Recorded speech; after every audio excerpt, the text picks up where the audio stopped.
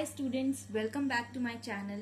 So today we are starting off with a new chapter that is the Cold War. Class 12th history का ये chapter number 9 है cold war. तो सबसे पहले आपने इसके बारे में पहले भी पढ़ा होगा 11th क्लास में. It was a part of your political science syllabus. और यहाँ पर बात करें सबसे पहले समझते हैं what is this cold war. तो कोल्ड क्यों कहा जाता है कोल्ड वॉर को कोल्ड वॉर. तो ऐसा था कि इसमें कोई आर्म्ड कॉन्फ्लिक्ट नहीं हुई थी. इसमें बड़े लेवल पर कोई भी आर्म्ड कॉन्फ्लिक्ट नहीं हुई थी. जो भी दोनों पावर्स थी उन्होंने एक दूसरे के ऊपर कोई भी आर्म्स नहीं उठाए थे, कोई भी वेपन्स का इस्तेमाल नहीं किया था, लाइक जो लिटरल वॉर वेपन्स होते हैं. सो इसका नाम कोल्ड वॉर क्यों पड़ा. तो जैसे कोई भी जैसे लव पीस को हम वार्म से एसोसिएट करते हैं. तो वैसे ही कोल्डनेस किस लिए होती है कि जैसे किसी अगर दो लोगों के बीच में बातें बंद हो तो हम उसे कहते हैं they are cold towards each other.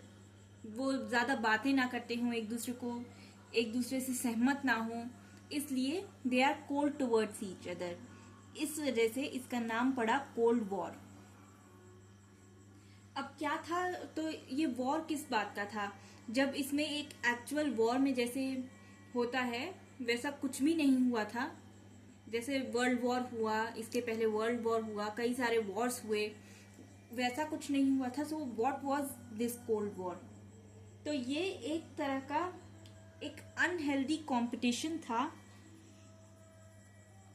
Between the two super powers जो कि वर्ल्ड वॉर 2 के बाद इमर्ज हुए थे.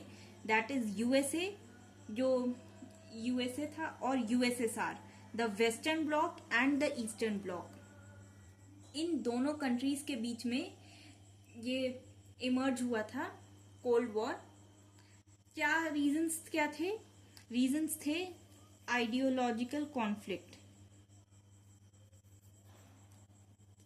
कैसी आइडियोलॉजिकल कॉन्फ्लिक्ट. तो यूएसए की आइडियोलॉजी क्या थी, capitalist. And on the other hand USSR की क्या थी, सोशलिस्ट, कम्युनिस्ट. दोनों की आइडियोलॉजीज में जमीन आसमान का अंतर था.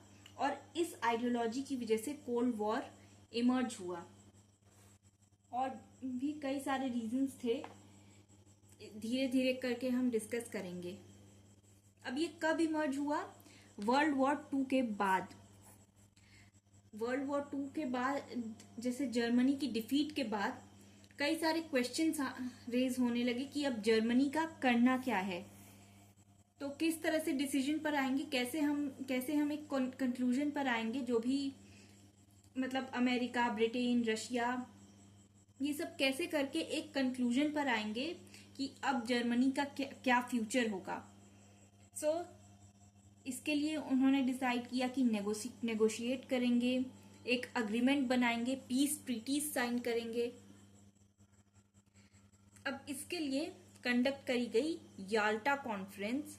फरवरी 1945 में ये कॉन्फ्रेंस कंडक्ट करी गई.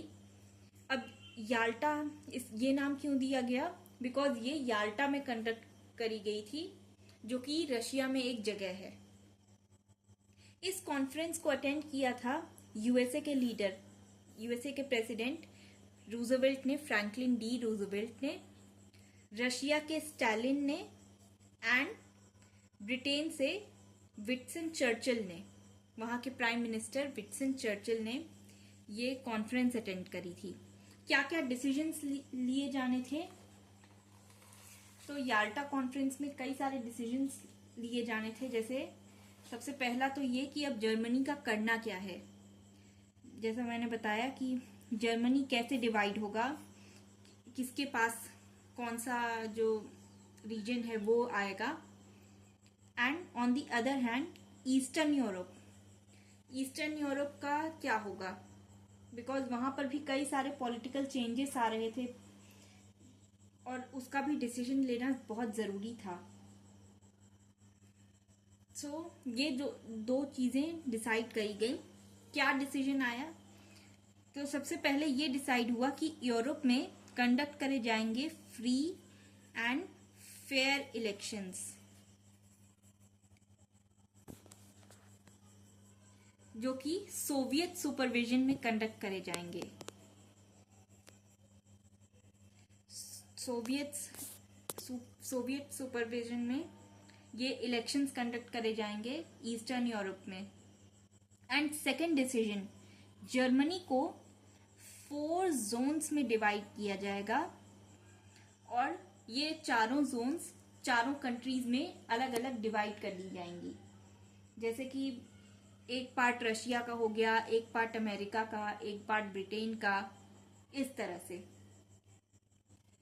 And the next point is कि इस जो कॉन्फ्रेंस था, इस कॉन्फ्रेंस में ये नीड फील हुई कि अब हमें एक ज़रूरत है एक इंटरनेशनल ऑर्गेनाइजेशन की, जो कि पीस मेंटेन करने में हेल्पफुल हो, piece security among all the Nations. जो भी उसकी मेंबर कंट्रीज हों उन सब में ये सिक्योरिटी इंश्योर करे, पीसफुल रिलेशंस हों, ये इंश्योर किया जाए। तब इस तरह से फॉर्मेशन हुआ यूनाइटेड नेशंस ऑर्गेनाइजेशन का। इस तरह से ये सब हुआ। एंड ये याल्टा कॉन्फ्रेंस कंट्रोवर्शियल कैसे बना, ये देखते हैं। तो डिसीजन ये लिया गया था, एक डिसीजन ये लिया गया था कि पोलैंड जो है, पोलैंड में नॉन कम्युनिस्ट गवर्नमेंट, जो कि पोलैंड की नॉन कम्युनिस्ट गवर्नमेंट जो कि ऑलरेडी एक्साइल में थी, वो वापस आकर के पोलैंड को रूल करेगी, वो पोलैंड को गवर्न करेगी। बट रशिया ने क्या किया, पोलैंड में एक कम्युनिस्ट गवर्नमेंट सेटअप कर दी। इस वजह से दोनों साइड्स, वेस्टर्न ब्लॉक और ईस्टर्न ब्लॉक को एक दूसरे की इंटेंशंस पर डाउट होने लगा। तो ये इस वजह से कंट्रोवर्शियल था। आई होप आपको समझ आ गया हो। आज के लिए बस इतना ही। अगले वीडियो में हम डिस्कस करेंगे पोट्सडैम कॉन्फ्रेंस के बारे में।